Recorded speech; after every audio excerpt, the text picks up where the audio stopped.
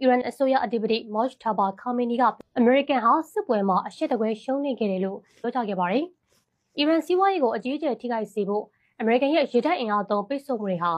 လတွေနဲ့ချီကြာမြင့်နိုင်တယ်လို့အမေရိကန်သမ္မတဒေါ်နယ်ထရမ့်ရဲ့ချိန်ချမှုအပြီးမှာ